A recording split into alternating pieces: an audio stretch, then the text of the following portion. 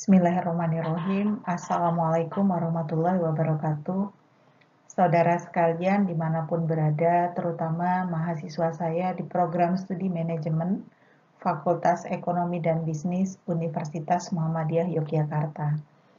Pada kesempatan kali ini saya akan menyajikan materi siklus akuntansi perusahaan dagang bagian 1.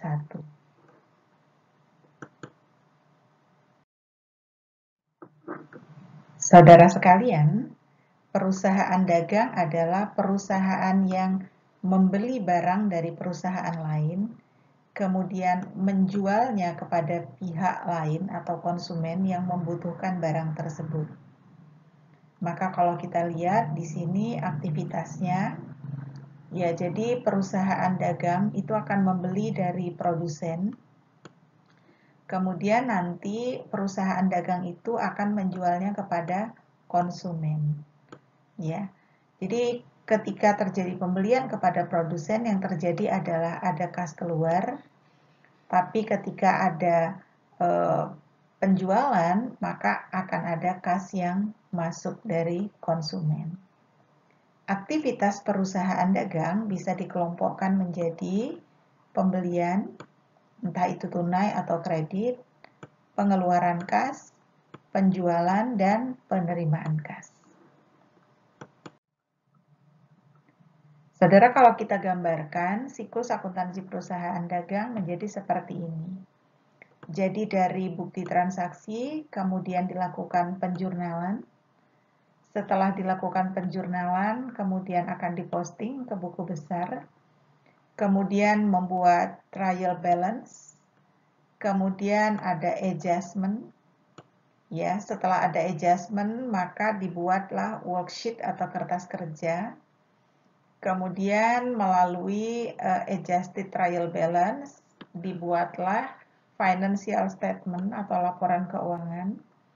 Kemudian ada jurnal penutup, lalu akan ada post closing trial balance.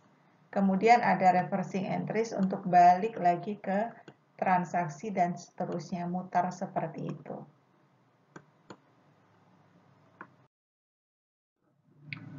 Nah, kemudian saudara, kalau kita lihat akuntansi untuk perusahaan dagang, maka di sini kegiatannya yang pertama untuk operasi perusahaan dagang. Ya, di sini ada siklus akuntansi di mana terdapat arus biaya yang merupakan sistem persediaan perpetual dan periodik.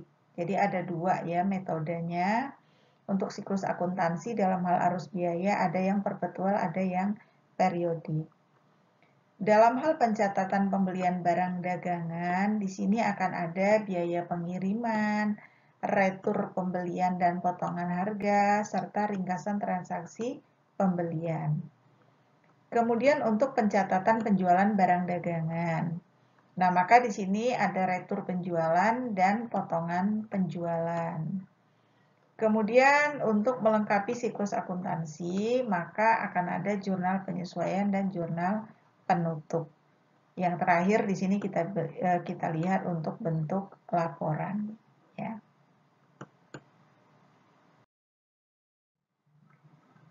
Saudara sekalian, perusahaan dagang itu akan memiliki dua kategori beban, ya. Beda dengan perusahaan jasa yang hanya ada beban-beban operasional saja. Kalau dalam perusahaan dagang akan ada beban pokok penjualan dan beban operasi. Beban pokok penjualan biasa juga disebut dengan harga pokok penjualan. Ada juga yang menyebutnya cost of goods sold. Ya. Nah, cost of goods sold adalah total biaya barang dagangan yang terjual selama periode berjalan. Sedangkan beban operasi adalah dana yang dibutuhkan atau dana yang dikeluarkan suatu entitas untuk kepentingan operasional.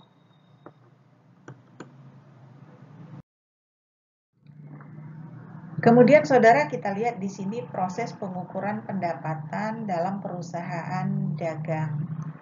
Caranya adalah pendapatan penjualan atau penjualan saja, kemudian dikurangi dengan beban pokok penjualan atau harga pokok penjualan, sama dengan laba bruto.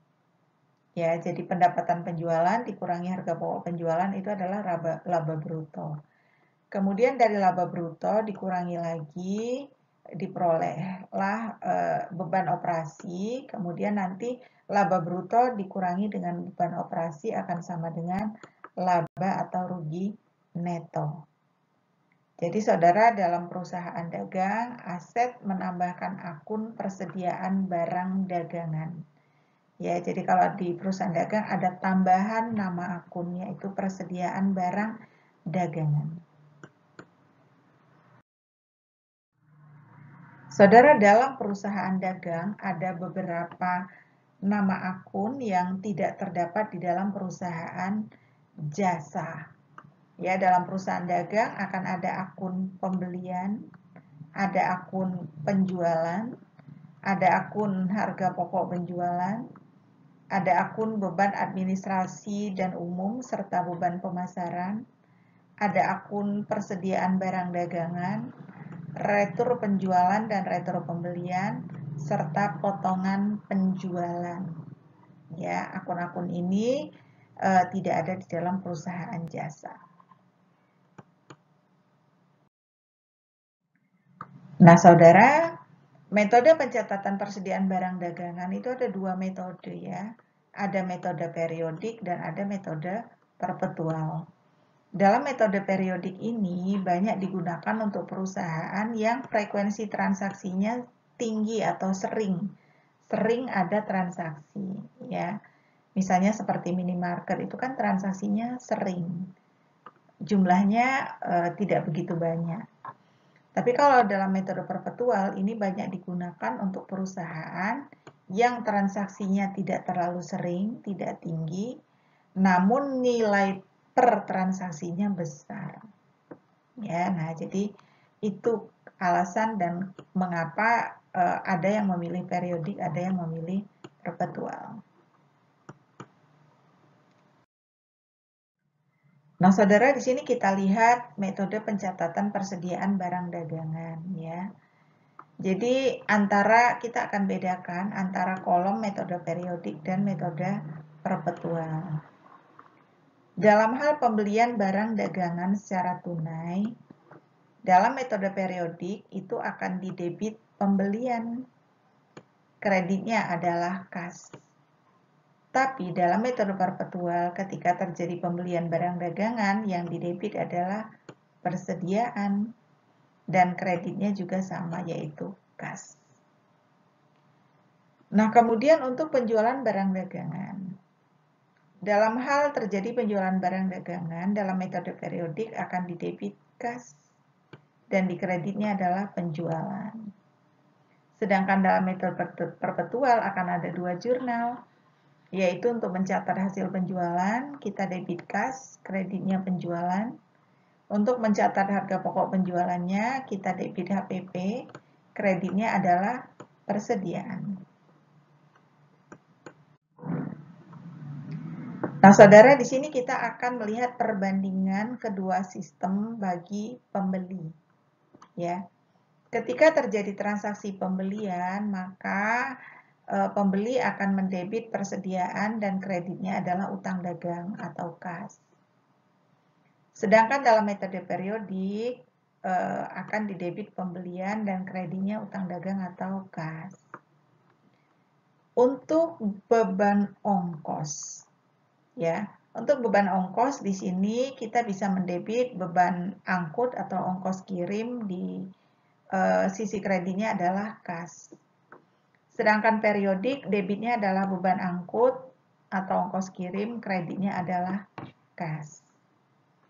Kemudian untuk retur, saudara sekalian, untuk retur apabila ada retur pembelian, maka kita akan debit utang dagang, kreditnya adalah persediaan. Kalau dalam metode periodik, kita akan debit utang dagang, kreditnya retur pembelian. Kemudian pelunasan utang. Nah, dalam pelunasan utang ini kita akan mendebit utang dagang, kreditnya adalah kas.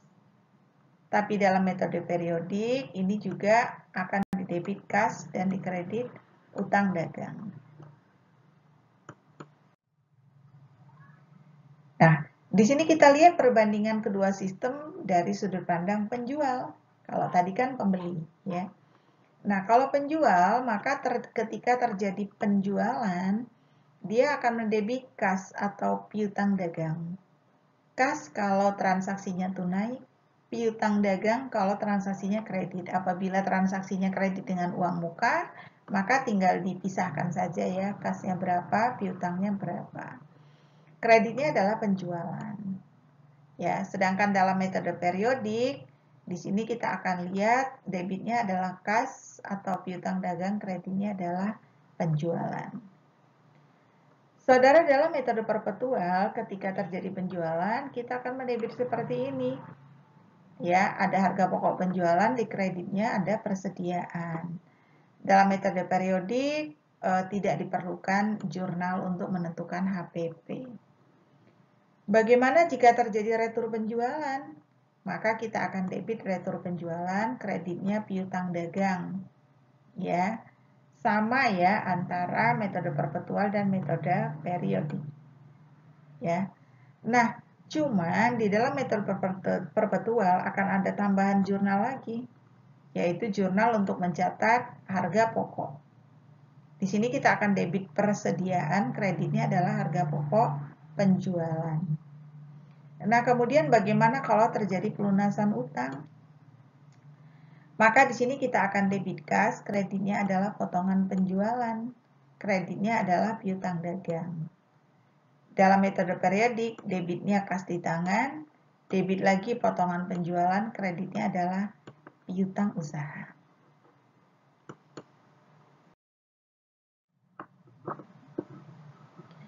Saudara sekalian, di sini saya tampilkan harga pokok penjualan, rumusnya diawali dari persediaan awal, ditambah dengan pembelian, dikurangi retur pembelian dan potongan pembelian. Ini namanya pembelian bersih ya. Nah, apabila ada pembelian, dikurangi retur dan potongan pembelian, maka akan diperoleh pembelian bersih. Nah, saudara sekalian, sediaan awal ditambah pembelian bersih, nanti di sini ada barang tersedia untuk dijual. Ya. Setelah dikurangi persediaan akhir, maka akan diperoleh cost of goods sold. Ya, di sini yaitu harga pokok penjualan. Nah, dalam hal beban angkut dan mekanisme pengiriman, saudara sekalian, jadi di sini ada dua metode, yaitu free on board shipping point dan free on board destination. Ya, apa perbedaannya? Kalau dari FOB shipping point, ini transaksi penjualan barang dagangan itu adalah di mana penyerahan kepemilikan transaksi barang dagangan dilakukan. Apakah di gudang penjual atau di pembeli. Ya. Di sini apabila transaksi penjualan barang dagangan di mana penyerahan kepentingan persediaan dilakukan di gudang penjual, sehingga beban angkutnya menjadi tanggungan pembeli. Untuk free on board destination adalah transaksi penjualan barang dagangan di mana penyerahan kepemilikan persediaan barang dagangan dilakukan di gudangnya pembeli, sehingga ongkos angkut menjadi tanggungan penjual.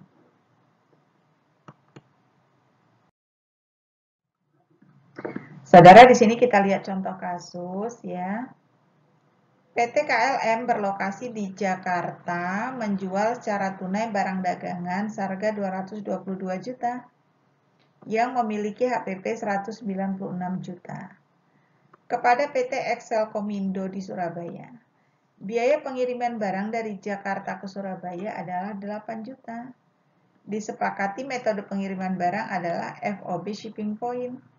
Dan untuk kedua metode pengiriman barang adalah menggunakan FOB destination. Jadi untuk kasus kedua yang digunakan adalah FOB destination. Kita diminta untuk membuat jurnal untuk transaksi tersebut dengan menggunakan metode pencatatan persediaan barang dagangan baik perpetual maupun periodik. Nah, saudara, di sini kita lihat jurnalnya. Jurnal yang pertama untuk metode periodik maka akan di debit kas dan di kreditnya adalah penjualan ya untuk metode fisik. Di sini untuk aspek penjual. Kemudian kalau pembeli maka dia akan catat debitnya pembelian. Debit lagi beban angkut dan kreditnya adalah kas. Kemudian saudara sekalian, untuk metode perpetual di sini kita lihat ya, yang di debit adalah kas, yang di kredit adalah penjualan.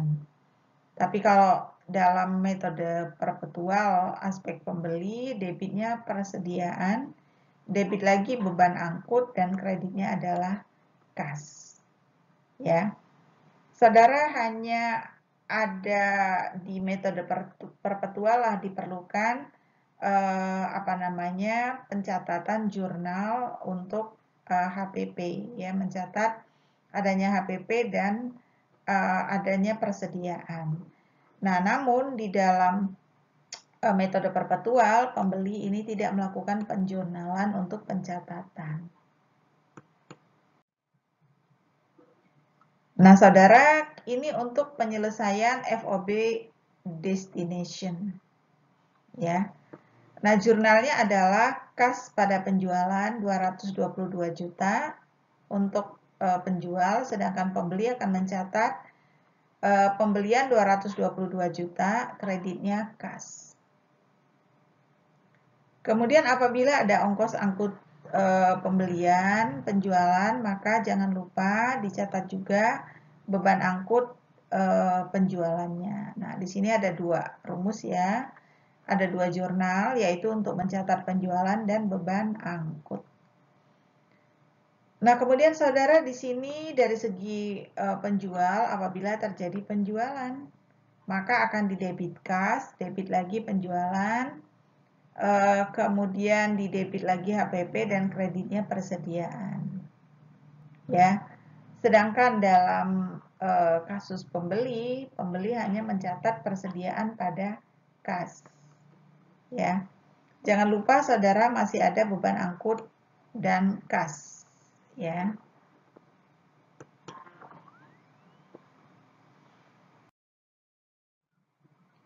Saudara sekalian, dalam hal perusahaan dagang, maka ada beberapa istilah ya, ada potongan, diskon, ada potongan tunai, dan ada potongan pelunasan. Selanjutnya saudara sekalian tentang potongan. Jadi potongan itu ada potongan tunai dan ada potongan pelunasan. Potongan tunai adalah fasilitas pengurangan pembayaran yang diberikan oleh penjual kepada pembeli karena pembayaran yang dilakukan secara tunai pada saat terjadinya transaksi. Transaksinya adalah penjualan tunai. Sedangkan potongan pelunasan adalah fasilitas pengurangan pembayaran karena pembeli melakukan pembayaran pada batas waktu yang sudah ditentukan penjual. Misalnya formula 2/10 N/30. Artinya apabila pelanggan membayar dalam tempo 10 hari sejak tanggal transaksi akan diberikan potongan 2% dari nilai yang dibayarkan, adapun masa jatuh temponya adalah 30 hari. Contoh kasus misalnya PT Gemilang Jaya pada 2 April 2020 menjual barang dagangan kepada PT Tonando senilai 60 juta secara kredit dengan ketentuan 2/10 N/30. PT Tonando melakukan pelunasan piutang pada 11 April 2020. Atas transaksi tersebut, maka PT Tonando berhak atas potongan senilai 2%. Ya, nah sehingga di sini kita akan mendebit piutang dagang, kreditnya penjualan. Adapun pada tanggal 11 April akan didebit kas, debit lagi potongan penjualan dan kreditnya adalah piutang dagang.